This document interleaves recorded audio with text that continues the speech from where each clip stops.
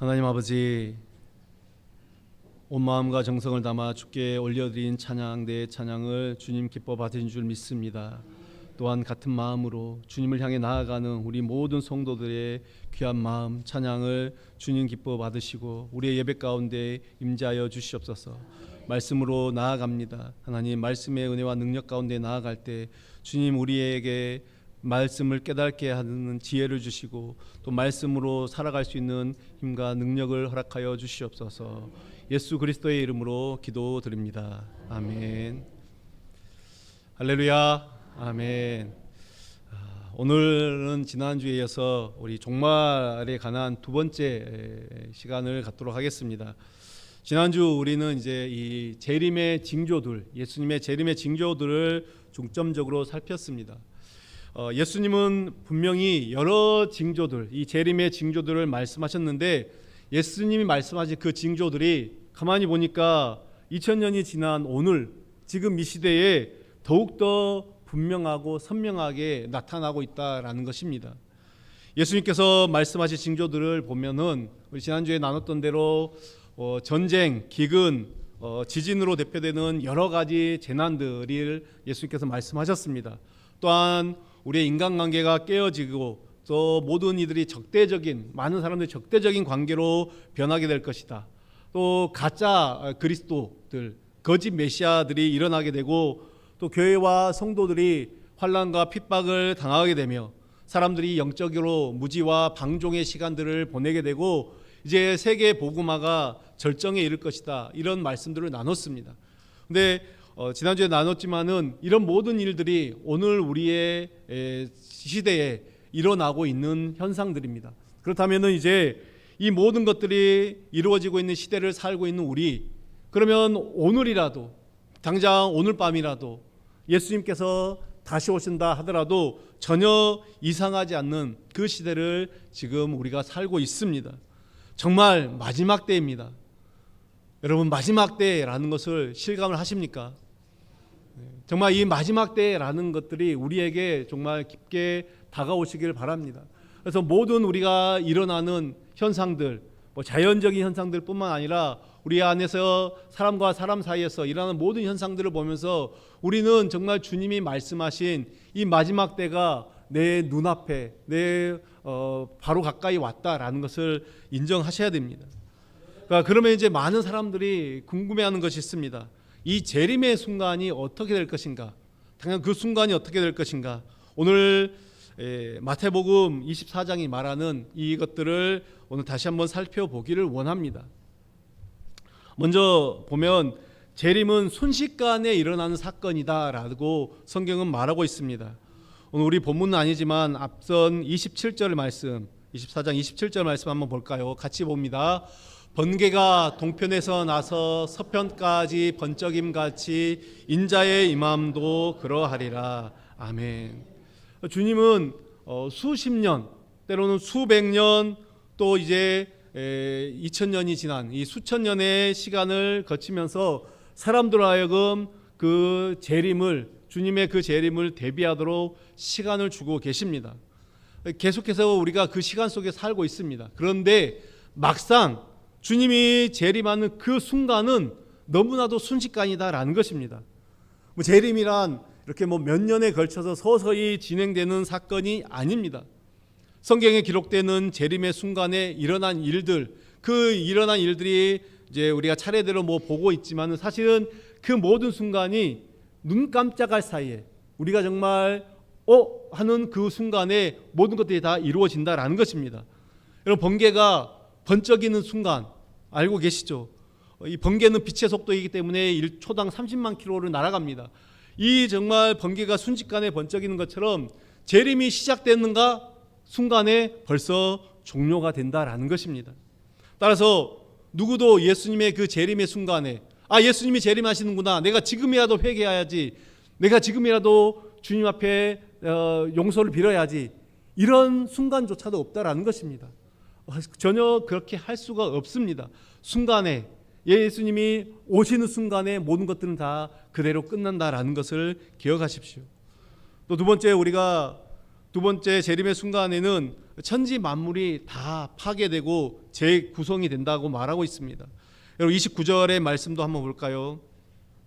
그날 환란 후에 즉시 해가 어두워지며 달이 빛을 내지 아니하며 별들이 하늘에서 떨어지며 하늘의 권능들이 흔들리리라. 아멘.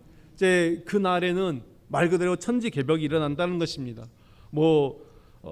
해가 어두워지고 달이 빛이 내지 않는다. 우리가 따지자면 일식과 월식이 동시에 일어난다. 그리고 모든 빛들이 다 사라진다. 우리가 알고 있는 이 빛, 전기로 내는 빛을 제외한 모든 빛들이 다 사라진다라고 한번 생각해 보십시오. 또 우리가 재난 영화에서나 볼 수 있는 이 별들이 떨어지는 것, 결국 유성들이 하늘에서 수없이 쏟아지는 것, 한번 이 장면들을 한번 생각해 보십시오. 근데 사실 이 모든 광경들은 지구 밖에서 일어나는 일들입니다. 해가 어두워지는 것, 달이 빛을 내지 않는 것, 하늘에 별들이 떨어지는 것, 쉽게 말하면 이 천지개벽 모든 것들은 지구 밖 우주 공간에서 일어나는 것들을 우리가 보게 되는 것입니다. 그러니까 이 종말의 때는 이 지구에서만 일어나는 이 종말이 아니라 온 우주적이다. 우리가 눈에 이제 볼 수 있는 영상으로 볼 수 있는 보지 못하는 그 모든 우주에서 일어나는 일이다라는 것 사실을 기억하셔야 됩니다. 또 여기서 말하는 하늘의 권능들, 이것은 이제 또 비유적으로 말하자면은 공중의 권세 잡은 자들, 그 어떤 악한 영들을 말하는 것입니다. 그렇다면 주님의 재림의 날에는 이런 이 지구 공간뿐만 아니라 우리가 살고 있는 이 땅뿐만 아니라 우주에서 온 우주적으로 그 대격변과 함께 사람들을 미혹하는 악한 영들, 우리를 미혹하는 하늘의 악한 영들조차도 심판에 대한 두려움으로 벌벌 떨게 된다라는 것입니다. 계시록에도 보면은 분명히 마지막 때는 그 악한 영들조차도 이제는 영원한 지옥에 처해지는 것을 볼 수가 있습니다. 계속해서 세 번째는 그러고 나면 우리 주님이 영광의 왕으로 오십니다. 여러분 제가 아까 말씀드렸듯이 이것들은 순차적으로 일어나는 것 같지만 사실은 아까 말씀드린 것처럼 순간적으로 눈 깜짝할 사이에 일어나는 것입니다. 30절 31절에 보시면은 그때 인자의 징조가 하늘에서 보이겠고 그때 땅의 모든 족속들이 통곡하며 그들의 인자가 구름을 타고 능력과 큰 영광으로 온 것을 보리라. 그가 큰 나팔 소리와 함께 천사들을 보내리니 그들이 그의 택하신 자들을 하늘 이 끝에서 저 끝까지 사방에서 모으리라. 아멘. 다시 오실 주님은 그 옛날 말구이에 오신 아기로 오신 그 예수님처럼 연약한 모습이 아니라 이제는 놀라운 위엄, 온 땅에 충만한 그 영광의 광채의 모습으로 이 땅에 오신다라고 말씀하고 있습니다. 오늘 말씀은 인자의 징조라는 것이 무엇인지 성경은 정확히 말하고 있지 않지만 한 가지 분명한 것은 그 징조를 보면서 모든 사람들이 예수님이다라는 것을 밝히 안다라는 것입니다. 성경에 대한 지식이 없는 자들조차도 예수님에 대해서 한 번도 들어보지 못한 자들조차도 자연적으로 저분이 예수님이구나, 메시아구나를 알게 된다라는 것입니다. 이것이 바로 인자의 징조입니다. 또한 주님은 큰 나팔 소리가 울리면서 천사들을 대동하여 구름을 타고 오신다 이렇게 말씀하고 있죠. 여러분 이 나팔 소리가 얼마나 크게 울릴까요? 우리가 제 장마철에 간혹 이제 천둥 번개가 칠 때 이 천둥 소리에 커다란 천둥 소리를 들어본 적이 있습니다. 실제로 이 천둥 소리가 나는 지점은 우리가 지금 살고 있는 곳보다 이제 한 수킬로, 2, 3km 이상 떨어진 곳에서 소리가 나죠. 근데 2, 3km에서 떨어진 소리가 우리에게 들릴 때도 우리가 깜짝깜짝 놀랄 때가 많습니다. 그런데 주님의 재림 시에 울려 퍼질 나팔 소리 얼마나 클까요? 그 천둥 소리보다 수천, 수만 배, 어떤 의미에서는 수백 배 큰 소리가 난다라고 생각할 수가 있습니다. 그리고 성경의 기록에 의하면 우리가 살고 있는 이 온 땅에, 온 지구의 모든 땅에 나팔 소리가 울릴 때에 죽어서 땅에 묻혀 있는 자들, 그 성도들이 살아날 것이고, 또한 살아있는 성도들, 예수님이 오실 때 살아있는 성도들은 영광스러운 형체로 변하게 될 것이다, 이 말씀을 하고 있습니다. 그리고 오늘 천사들을 택하신 자들을 이 하늘 이 끝에서 저 끝까지 사방에서 모은다라는 말씀은 이제 그 마지막 때에 주님께서 택하신 자들을 한 사람도 빠짐없이 다 구원을 받는다, 이 말씀이죠. 우리가 혹시 구원해서 내가 착각하고 넘어갈까 이런 생각을 할 필요가 없다라는 것입니다. 한 사람도 빠짐없이 어린아이로부터 노년에 이르기까지 모든 자들, 하나님 택하신 자들을 구원하신다라는 것입니다. 하나님 여러분, 거룩한 주님께서 천군 천사와 수많은 이 흰옷을 입은 성도들을 거느리고 나팔을 불면서 임하는 그 주님의 영광스러운 모습, 여러분 기대하고 계십니까? 기대가 되지 않습니까? 우리도 함께 들려 올려질 그날, 우리가 그날을 사모하며 기대하며 사시길 바랍니다. 그날이 바로 축제의 날이죠. 저와 여러분의 최고의 날이 될 것입니다. 그런데 이날은 바로 부활과, 영원한 부활과 영원한 심판의 날이 되는 것입니다. 그날에 모든 사람들의 운명이 갈린다라는 것입니다. 평소에는 똑같아 보이죠. 예수님을 믿는 사람들이나 믿지 않는 사람들이나 우리가 똑같이 일상을 살아가고 그들과 부대끼며 살기 때문에 겉으로 보이기에는 차이가 없는 것 같습니다. 그러나 영적인 세계에서는 운명이 다르다. 그들과 우리는 분명한 다른 운명을 가지고 있다는 것을 기억하십시오. 우리가 계시록을 통해서도 말씀하셨듯이 예수님을 믿고 구원을 받는 자들, 그들에게는 하나님께서 그들을 내 것이라고 인치셨습니다. 우리의 이마에 하나님의 거룩한 인이 쳐져 있습니다. 도장이 찍혀 있다라는 것이죠. 이 자는 내 것이다, 하나님께서 내 것이다라고 도장을 찍어놨기 때문에 감히 사단이 우리를 무너뜨리지 못한다는 것이죠. 넘어뜨리지 못한다라는 것입니다. 우리가 때로는 실수하고 넘어지지만 그 사단이 우리의 구원을 빼앗아 갈 수 없다라는 것입니다. 여러분, 우리가 그렇게 하나님의 인맞은 자들로 살아가는 줄 믿습니다. 데살로니가 전서 4장 16절 17절 보시면 우리가 잘 아는 말씀인데요, 함께 같이 볼까요? 주께서 호령과 천사장의 소리와 하나님의 나팔 소리로 친히 하늘로부터 강림하시리니 그리스도 안에서 죽은 자들이 먼저 일어나고 그 후에 우리 살아남은 자들도 그들과 함께 구름 속으로 끌어올려 공중에서 주를 영접하게 하시리니 그리하여 우리가 항상 주와 함께 있으리라. 아멘. 여러분, 여기서 끌어올려진다라는 말은 어떤 우리가 이제 이 땅에 사는 동안에 중력의 힘을 받고 살 수밖에 없는데 그 중력의 힘을 뛰어넘는 어떤 힘이 우리를 순식간에 들어올린다라는 것인데, 먼저 들림 받는 사람들은 그리스도 안에서 잠든 자들, 그냥 우리 육신의 잠을 자고 있는 것이 아니라 죽은 자들을 말하는 것이죠. 먼저 죽어 있는 자들임을 알 수가 있습니다. 그래서 이제 이 부분에 대해서 다시 잠시 더 설명하자면, 우리의 부활은 쉽게 말하면 이제 영의 부활과 육의 부활이 있다고 생각할 수 있습니다. 만약 우리가 살아 있을 때 주님께서 다시 오시면은 우리는 영과 육이 동시에 하늘로 들러 올려집니다. 영광의 형체로 하늘 축제에 동참하게 되죠. 분명히 지금과는 다른 모습으로, 육신의 모습으로 변하는 것입니다. 영광스러운 몸으로 변한다라는 것이죠. 그런데 예수님이 오시기 전에 이미 죽어 있는 성도들, 땅에 묻혀서 이미 다 흙으로 남은 다 돌아간 그런 자들은 어떻게 되는 것입니까? 그들의 영혼은 어디에 있습니까? 그들의 영혼은 하늘에 있는데, 그러면은 그들의 육신은 지금 땅에 묻혀 있습니다. 그런데 하나님께서 택하신 자들을 재림의 날에 다시 불러 모으신다라는 것은 그들의 썩은 육체까지도 이제는 하나님께서 그 육체를 다시 부활시키셔서 새로운 육체, 영광의 육체로 다시 부활시키셔서 그 하늘에 있는 영과 함께 다시금 합쳐진다라는 것이죠. 그리하여 이제 산 자들의 영과 육이 부활하듯이 이 죽은 자들, 예수 안에서 죽어있던 자들, 그 영도 이제 육과 함께 다시 부활해서 천국에서 영원한 어린 양의 혼인잔치에 참여하게 된다라는 것입니다.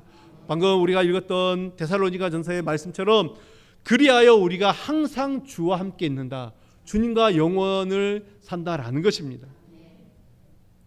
그러면 여러분, 택함을 받은 우리만 부활하는 것입니까? 주님의 백성들만? 아닙니다. 생명과 영생을 위한 부활이 있듯이 이제는 멸망과 심판을 위한 부활도 있다라는 것이죠. 예수님을 믿지 않고 예수님을 부인했던 자들, 택함을 받지 못한 자들, 그들도 동일하게 부활할 것입니다. 그러나 그들은 부활을 하지만 그 영광의 나라에서 하나님의 나라에 참여하는 것이 아니라 영원한 지옥, 그들을 위하여 예비된 영원한 지옥으로 빠질 수밖에 없다라는 것입니다.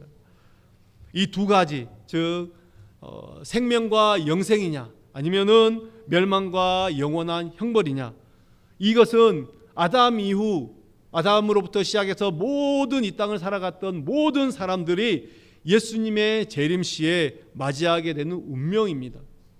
그렇다면 여러분, 이 운명을 이제 우리도 둘 중에 하나를 분명히 그 운명을 맞이할 수밖에 없는데, 이 재림을 준비하는 진정한 종말론적인 삶의 자세가 어떠한 모습이어야 될까요? 오늘 하나님의 택함을 받고 구원받은 우리들이 살아가는 삶의 자세, 오늘 성경은 재림을 준비하는 자의 삶의 자세가 무엇인지도 우리에게 말씀하고 있습니다.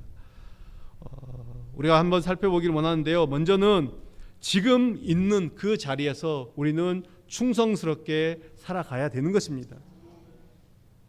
여러분, 묻겠습니다. 만일 내일 지구에 종말이 온다라고 하면 여러분은 오늘을 어떻게 사시겠습니까? 한 그루의 사과나무를 심겠습니까? 어떤 일을 하겠습니까? 어떤 사람이 경건한 하나님의 사람에게 물었습니다. 선생님, 만일 내일 지구에 종말이 온다라고 하면은 선생님은 오늘 어떻게 하시겠습니까? 그가 이렇게 대답합니다. 그냥 하던 대로 살겠습니다. 무슨 말입니까? 하던 대로 살겠다라는 것은 자신이 있다라는 것입니다. 그죠? 내가 하던 대로 늘 하겠다. 그것은 주님이 와도 나는 자신이 있다. 주님이 오셔도 자신이 있다라는 것입니다. 여러분, 그렇지 않습니까? 이 아이들이 항상 이제 공부하는 학생들이 항상 예습 복습 철저히 하는 이 공부 잘하는 아이들은 시험이 언제인지는 별로 중요하지 않습니다.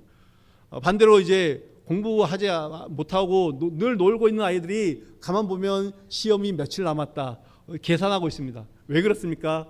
그 날짜에 맞춰서 이제 벼락치기라도 좀 하려고 그렇게 한다라는 것입니다. 여러분, 우리가 주님이 언제 오신지 안다라고 하면은 어떻게 하겠습니까?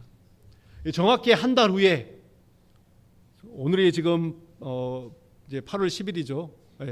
9월 10일 날 주님이 오신다라고 하면은 여러분 지금부터 잘 준비할 자신 있겠습니까?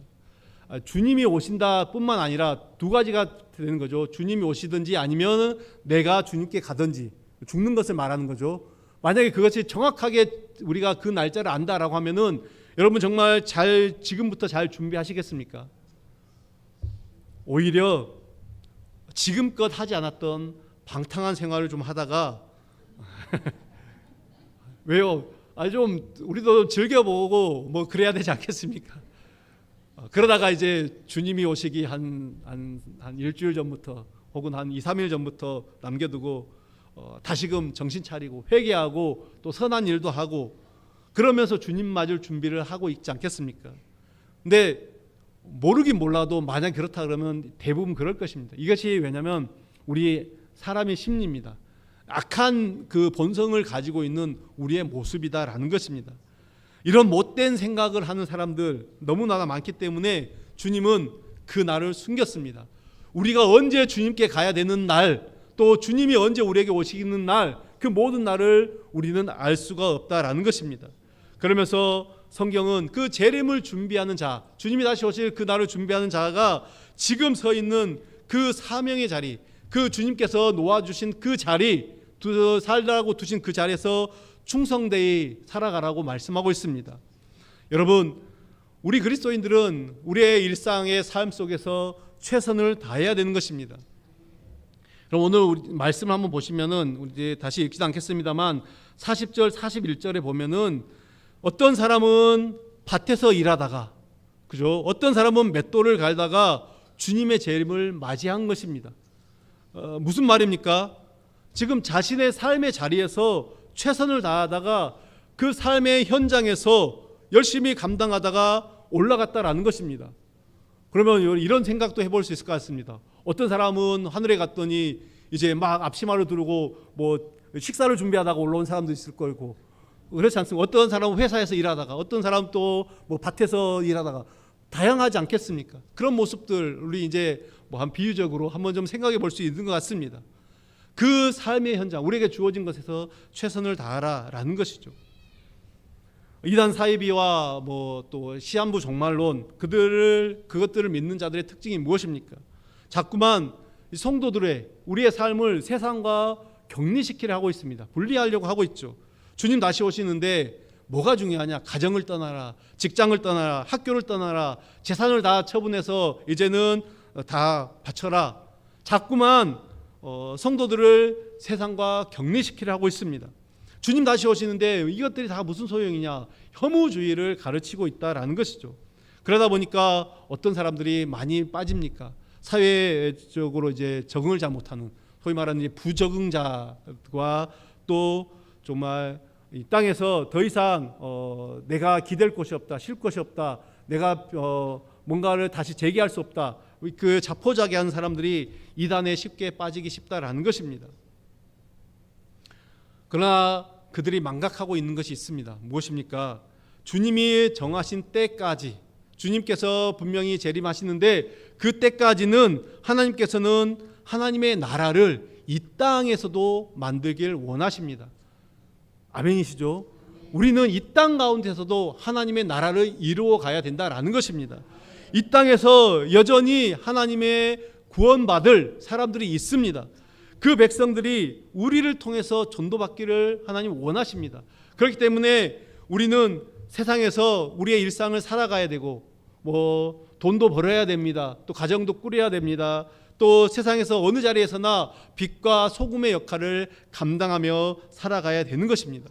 결국 그 시한부 종말론자들이 주장하는 것은 돈이죠. 그래서 뭐 이들이 웃기는 것은 주님이 오시는데 뭔 돈이 다 필요하냐? 자기들에게 바쳐라 그래 놓고 그 돈을 자신들이 착복합니다. 그래서 뭐 재산 다 처분해서 헌금하라 해놓고 자신들은 그 돈을 가지고 챙기고 뭐 집 사고 뭐 주식하고 개인적으로 뭐 유용하고 이런 것들을 보게 되는 것입니다. 그러나 진정한 종말을 준비하는 건강한 우리 신앙인의 자세는 주님이 주신, 지금 나에게 허락하신 이 현실의 자리, 이 사명의 자리에서 끝까지 최선을 다하는 것입니다. 사랑하는 여러분, 우리 주님 맡겨주신 그 자리에서 끝까지 최선을 다하는 주님의 백성들 되시길 간절히 바랍니다. 계속해서 두 번째로 우리는 이 주님의 재림을 맞이한 우리의 모습은 종말론적인 경건의 삶을 살아야 됩니다. 경건의 삶을 살아라라는 것입니다. 여러분, 이 마지막이 가까울수록, 세상이 주님의 재림이 가까울수록 세상은 점점 더 악해지고 타락하고 음란하고 폭력적이고 쾌락 중심적으로 변하고 있습니다. 이제는 이런 것들이 사람들에게 너무나도 익숙해져 버린 시대가 되었습니다. 우리가 불과 여러분이 어린 시절, 우리가 20, 30년 전만 해도 그렇게 멀리 가지 않더라도 이 TV에서 도무지 허용이 되지 않았던 어떤 음란한 것들, 또 폭력적인 것들, 이런 것들이 이제 버젓이 이 공중파에서조차 등장하는 것을 보게 됩니다. 요즘에는 이제 워낙 종편이나 또 이제 케이블 채널 같은 것들이 많아서 이제 좀 공중파에 비해서는 어떤 제재가 좀 느슨하다 보니까 정말 많은 음란하고 폭력적인 장면들이 여과 없이 방송되다 보니까 이 사람들이 이제 한두 번 처음에 볼 때는 그것이 굉장히 자극적이고 그 끔찍하게 느껴졌던 것들도 한두 번 보다 보면은 아주 이제 그것들이 별로 그렇게 크게 다가오지 않는다라는 것입니다. 다 자극적으로 생각하지 않습니다. 지금 우리가 그런 시대를 살고 있다라는 것입니다. 비정상적인 것들이 정상이라고 생각하고 당연하다고 생각하는 그 시대에 살고 있다라는 것입니다. 이 시대가 얼마나 타락했는지는 어쩌면 이제 저보다는 우리 성도님들이 더 많이 피부로 느끼실 것입니다. 매일매일 저보다는 더 많이 믿지 않는 사람들을 상대할 것이기 때문에 그들을 통해서 얼마나 이 땅이 악해졌는지, 그들의 언어와 어떤 행실을 통해서 우리와는 전혀 다른 세계를 살고 있구나를 느끼실 때가 많습니다. 여러분, 세상은 자신들과 다른 우리 크리스천들을 보면서 저들은 왜 저렇게 어리석은가, 우리를 조롱하고 비난하고 또 우리를 바보라고 비웃을지 모릅니다. 그들은 가정이 있으면서도 남자친구, 여자친구를 만들고 불륜을 자랑하듯 떠벌리고 온갖 편법과 또 불법으로 부당 이득을 취하면서도 그것들에 대해서 부끄러운 줄도 모르고 오히려 나는 이렇게 했다 자랑하는 그런 것들을 볼 수가 있습니다. 그러나 우리 하나님의 자녀들은 우리 주님께서 말씀하신 거룩과 경건을 지켜야 하는 자들입니다. 우리는 세상의 유행을 바라보며 그것을 따라가는 자들이 아니라 우리는 주님께서 말씀하신 그 새하늘과 새 땅을 바라보는 거룩한 자들이 되어야 될 줄로 믿습니다. 세상이 뭐라고 하든 우리는 주님이 말씀하신 그 거룩한 삶을 살아가야 되는 자들입니다. 여러분, 사탄은 큰 교회, 그래서 성도들이 많이 모이는 그 교회를 두려워하는 것이 아니라 거룩한 교회를 두려워합니다. 우리가 이 사실을 기억해야 됩니다. 우리 모두는 주님의 신부입니다. 거룩한 주님의 신부죠. 여러분, 신부와 창녀의 차이가 무엇입니까? 그것은 아름다움이 아니라 거룩함과 순결함입니다. 주님의 자녀로서, 주님의 신부로서 거룩함과 또 경건한 삶을 살아가는 우리 주의 자녀들, 거룩한 주님의 신부가 되시기를 바랍니다. 계속해서 종말론적인 삶의 자세, 세 번째는 이제는 우리는 사랑의 공동체를 더 아름답게 만들어 가야 되는 것입니다. 오늘 본문은 아니지만 우리 히브리서 10장 24절 25절을 한번 보겠습니다. 함께 봅니다. 시작. 서로 돌아보아 사랑과 선행을 격려하며 모이기를 피하는 어떤 사람들의 습관과 같이 오직 권하여 그날이 가까움을 볼수록 더욱 그리하자. 아멘. 여러분, 우리가 이 악한 세상으로부터 우리를 지키는 가장 확실한 어떤 방어책, 공격도 방어와 공격 두 가지를 동시에 할 수 있는 것은 사랑하는 사람들끼리 더 모이는 것입니다. 우리 안에 서로 마음에 드는 사람들끼리만 모이자 이 말이 아닙니다. 하나님의 자녀들인 우리들이 이 모이기에 힘쓰라라는 것입니다. 우리가 좋은 일에는 자꾸만 바쁘다는 핑계로 모이지 않으려고 하고 있습니다. 그러면서도 서로 헐뜯고 비난하고 불평하는 일에는 자꾸만 모여서 좋지 않은 그런 말들을 만들어내는 경우가 얼마나 많은지 모릅니다. 이러한 모든 것들이 자꾸만 우리를 속이려고 하는 어둠의 세력의 속삭임이다라는 것을 우리는 깨달아야 됩니다. 여러분, 교회의 모든 이 모임, 특별히 이 예배 모임에 적극적으로 참여하시길 바랍니다. 우리 주일 예배 오전에도 있고 오후에도 있고 또 수요 저녁에도 있고 우리 금요 기도에도 모입니다. 또한 새벽에도 새벽 예배로 모입니다. 이 모든 예배 모임에 우리가 정말 적극적으로 참여하시길 바라겠습니다. 또한 예배뿐만 아니라 우리의 남녀 전도의 모임도 있죠. 오늘도 이제 좀 모임이 있는데 이 모임 또 구역 모임, 특별히 구역 모임에도 적극적으로 우리가 참여해 주시길 바랍니다. 지금 이제 방학 중이지만 다시 개학을 하고 나면은 우리 구역 인도자들이나 우리 또 구역장님들은 이 구역 모임을 여러분의 영적인 우선순위에 두시길 바랍니다. 한두 명이 모이더라도 함께 모여서 이 교제를 나누는 것 얼마나 중요한지 모릅니다. 이 모든 것들이 사실은 별것 아닌 것 같아 보이고 나 하나쯤이야 하는 그런 어떤 생각을 가질 수 있지만은 우리의 공동체를 아름답게 만들어가는 요소들이다라는 것을 기억하시고 정말 이것들이 세상을 이기는 능력이 된다는 것을 기억하는 우리 성도님들 되시길 바라겠습니다. 이제 마지막으로 한 가지 더 살펴볼 것은 우리는 이 마지막 삶의 자세는 전도와 선교에 헌신해야 됩니다.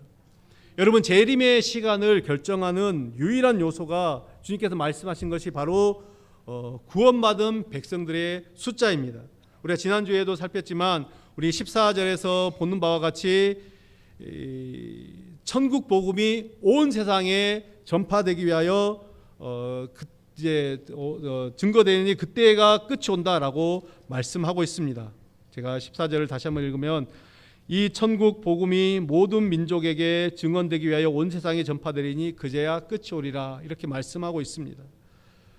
어쨌든 우리 성도님들은 아까 말씀드린 것처럼 저보다 훨씬 많은 불신자들을 만나게 됩니다. 여러분이 항상 만나는 가족, 또 직장 동료들도 있고 주변의 지인들도 있는데 그 중에서 하나님을 알지 못하는 자들이 많이 있을 것입니다. 여러분 주님이 다시 오실 때 그들과 우리는 운명이 갈린다라는 것입니다. 천국과 지옥으로 갈리게 되는 것입니다. 마지막 순간에 그러면 그들이 우리를 얼마나 원망할까요? 사랑하는 여러분, 전도하십시오. 복음을 전하십시오. 믿지 않는 가족들 또 친지들에게 전도하시고 직장 동료나 지인들에게 복음을 전하시길 바랍니다. 그래서 하나님 앞에서 정말 부끄러움이 없는 자로 살아가는 우리 모든 성도님들 되시길 바라겠습니다. 저는 우리 교회가 이 전도와 선교에 더 많은 헌신이 있기를 바랍니다.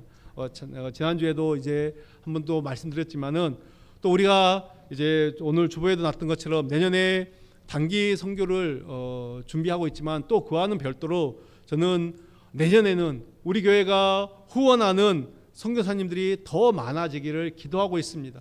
교회의 중요한 사명이고 중요한 존재의 이유입니다. 더 많은 우리가 가서 복음을 전하지를 못하기 때문에 대신에 우리를 가서 있는 그들을 더 많이 기도뿐만 아니라 물질로 후원하는 것, 그것을 우리가 마땅히 해야 될 일이다라는 것입니다. 또한 이 모든 것들이 다 주님이 다시 오실 날을 준비하는 삶의 자세라는 것을 기억하시길 바랍니다.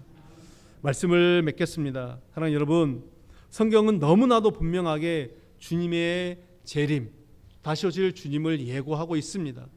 오늘 우리는 이 재림에 대한 올바른 태도가 어떤 재림의 날짜나 재림의 시간이 아니라 재림을 기다리는 자답게 그 하나님의 자녀로서 사는 것에 집중해야 된다라는 것을 한번 생각해 보았습니다.